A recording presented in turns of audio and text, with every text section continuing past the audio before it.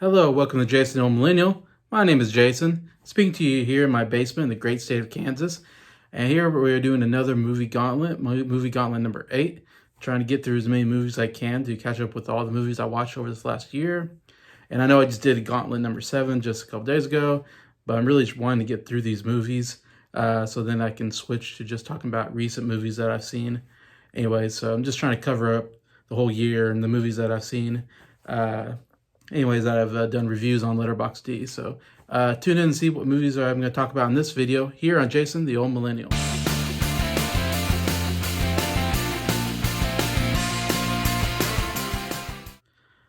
All right, welcome everybody to another Jason the Old Millennial, and hope everybody's doing well here on this Wednesday, kind of early evening time for me here in Kansas. So here we're doing another gauntlet. Really wanting to, I'll probably do a bunch of these. I'm trying to get through all these movies that I've watched over the year. Anyway, so I can catch up with just what I've watched recently anyway. So some of these I've watched way back, really early this year, back in January, February time. So let's start off with a movie that I actually did a review on the channel, with some other movies, but I'll just mention it here. It's called Richard Jewell, which was a film by Clint Eastwood that came out a couple years ago, I want to say, with, I think, Paul Walser, I forget his name, plays Richard Jewell, the main character. Of course, it's based off a true story. Richard Jewell was one who saw the bomb at the Olympics in Atlanta and notified the authority, and it went off and only killed 2 people. So he was kind of deemed a hero. He saved a lot of lives by he was a security guard at the place, and he was very vigilant and looking for stuff like that.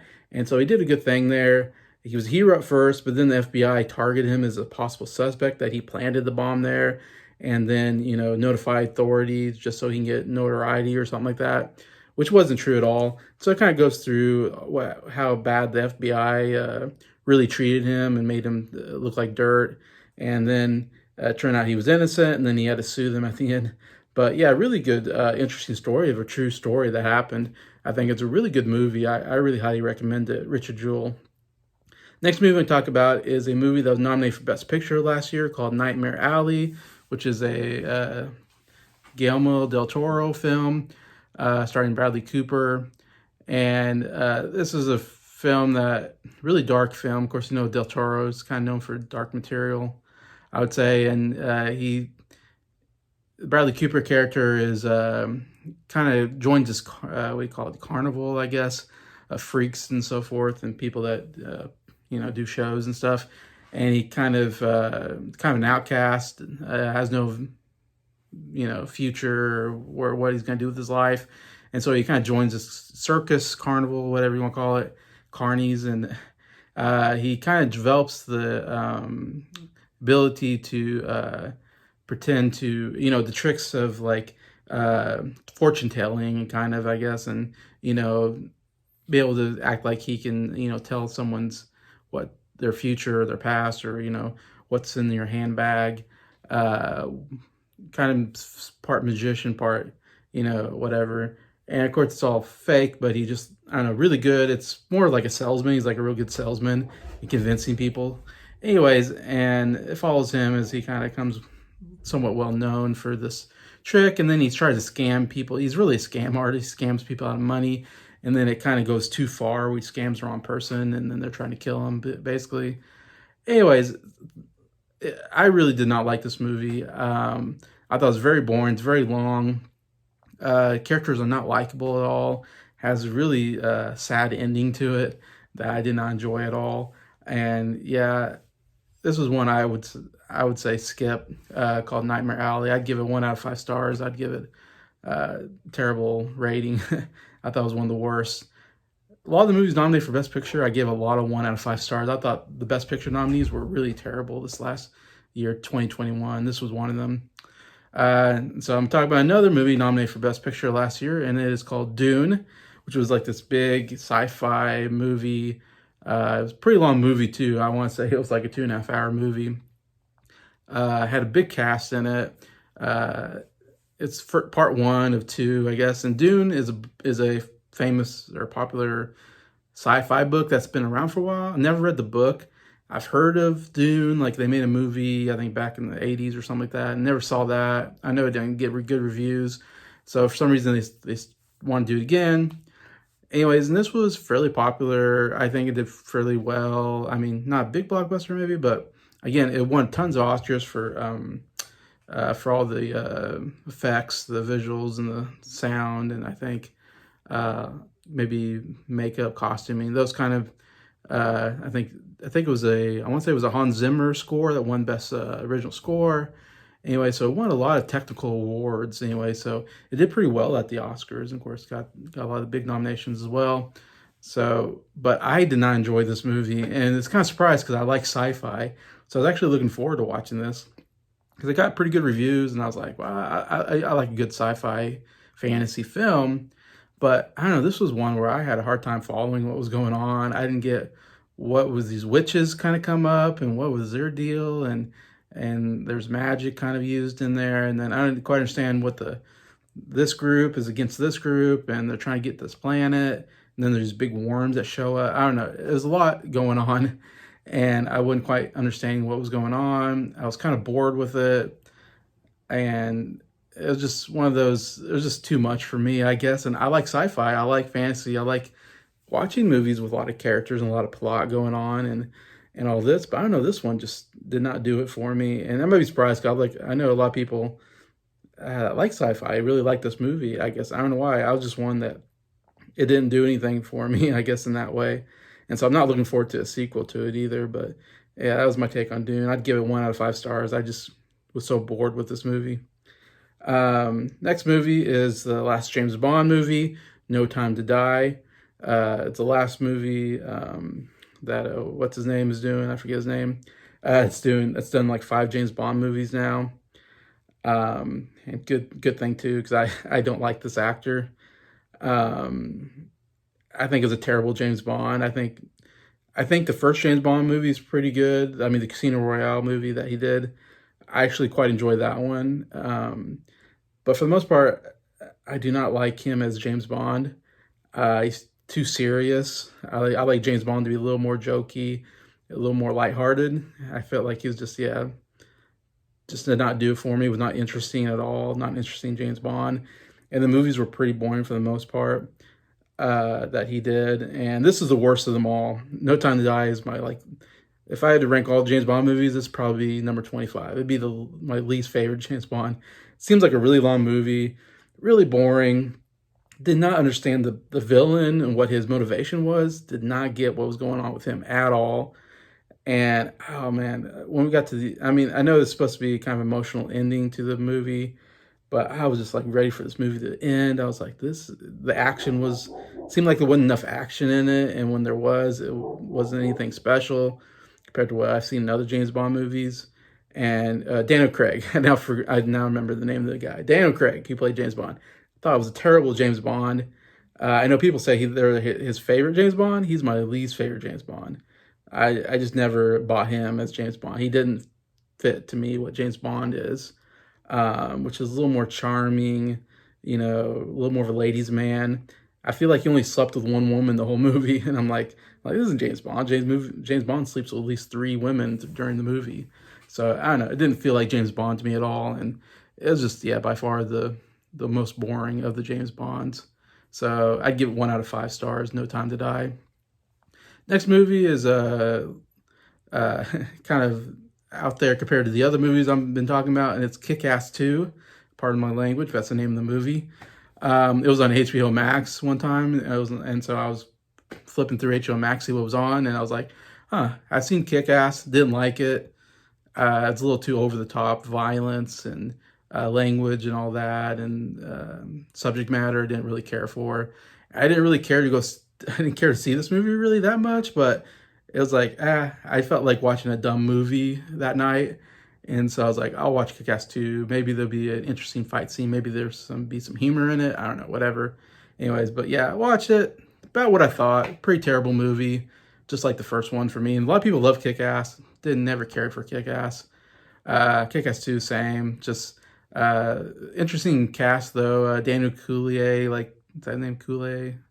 shows up in a small part before he got big with Get Out. So it's kind of cool seeing him there. The big cast was Jim Carrey. Uh, if you watch the trailers, he's all over the trailers. He's only in the movie for like 10 minutes, but he is by far the best part of the movie. And it's funny saying this because Jim Carrey, he kind of disappeared for a while. He was huge in the 90s and into the 2000s. He was one of my favorite actors.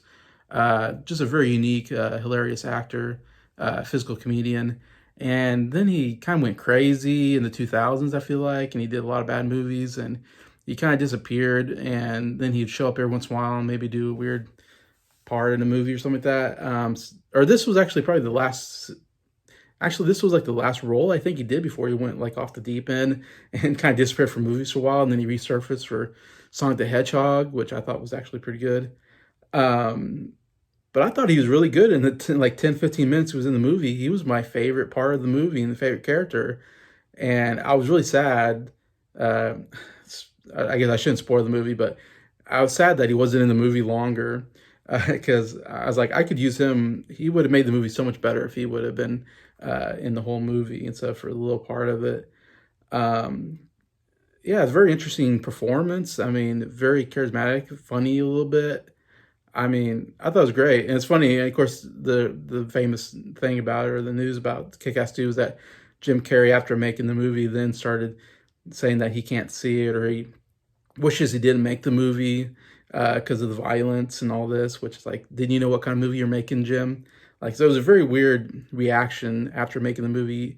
It's usually not a good sign or not a good look as an actor. Is even if you make a bad movie, you have to pretend like it was a good movie for at least a little while until I guess time goes by, and then you maybe trash it. But at first, you never want to trash the movie. You want to pretend like it's a good movie because people aren't going to want to hire you if you're going to trash their movie that you're in.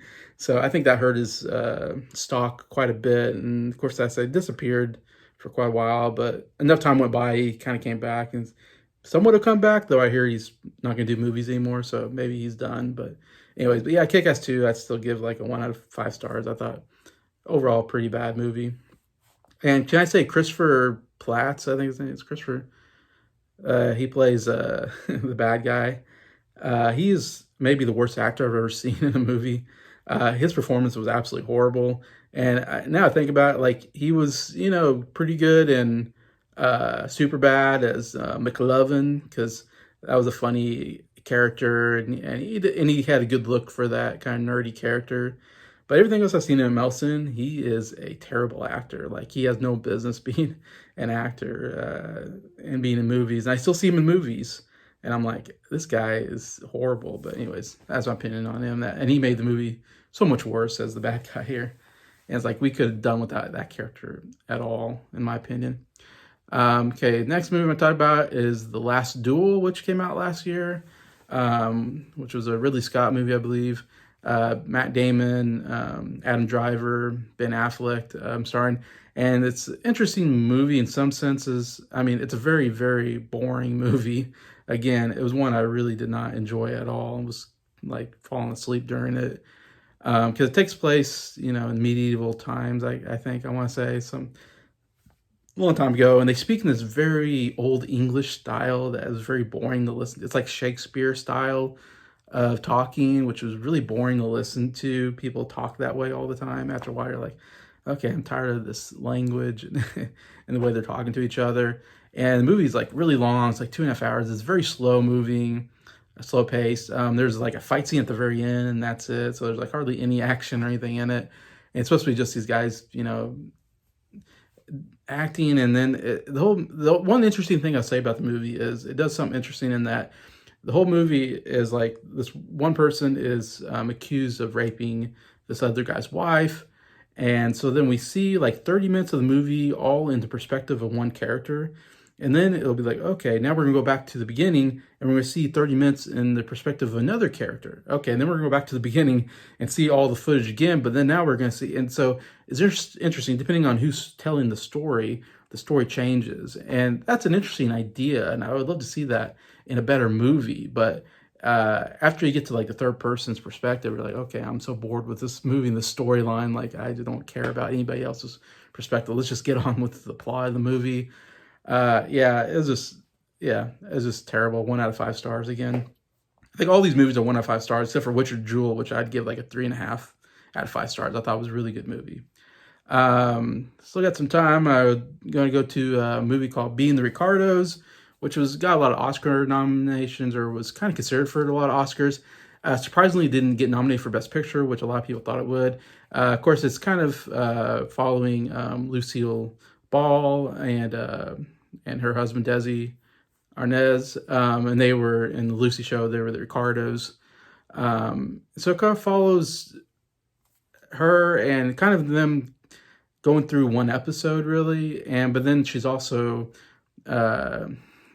she's been rumored to be connected to the Communist Party, so she's dealing with the politics of that, not being, that's, death to an actor, anything to do with the Communist Party at the time, that would ruin your career. So she's dealing with that, plus, Desi's cheating on her, and so we kind of get, some of that, and it also shows some, it's like that, but then there's also flashbacks to when Lucy and Desi first meet, and when the show first starts, and so it shows a little bit of a biography of her and how she got to be famous. But then most of the movies in the current time period of them shooting one episode of the show and kind of how that goes down. And overall, I was pretty disappointed with this. It's an Amazon only original movie. We have Nicole Kidman playing Lucy, which is a weird casting. I felt like this Australian blonde woman playing a redhead, American redhead. And then Javier Bardem playing Arnaz with another weird casting. I don't really see him as Desi Arnaz. Anyway, so from the very beginning, the casting just seemed kind of weird, but it's like they're really good actors. Nicole Kidman, Javier Bardem, Oscar-winning actors. Maybe they can make it work. You never know. But so it was weird casting, kind of distracts from the movie a little bit. Overall, it's a very uninteresting movie and take and look at this. Like, I was more interested in like a biography of Lucy. I thought, oh, we're going to see a biography of Lucy, who's one of the, big TV stars of all time and very fundamental in, women's sitcoms, and sitcoms in general. But she's, one of the funniest actresses ever, to be on TV. And so it would be interesting to see how she got to be where she is. And so they show that, in fact, the best parts of the movies are the flashbacks when you see Lucy kind of getting in, her and Desi meeting and them getting the show on, the Lucy, when they start pitching that show and seeing her struggle through Hollywood. That's interesting. Like, I enjoyed that part of the movie. Like, that should have been the movie. Instead, we spend so much time dealing with like her being a communist and also reading the script and her completely always complaining about the script and the direction and all that. Anyways, that part was not interesting to me at all. And it's funny, I remember at the Oscars, there was a joke about, you take the funniest woman on TV and you make a movie about her that's not funny. It just doesn't make any sense. If you're going to make a movie about Lucy, you should put more comedy in it. And overall, like, I hated all the characters. Lucy looks terrible. She looks like a maniac, egotistical maniac that's constantly going against everybody. Desi, of course, a womanizer, cheats on his wife.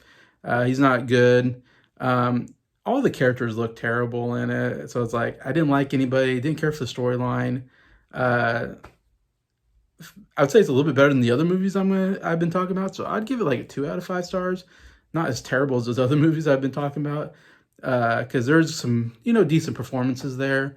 But overall, still just kind of a boring, uninteresting movie, being the Ricardos. So, so that I'll leave it there.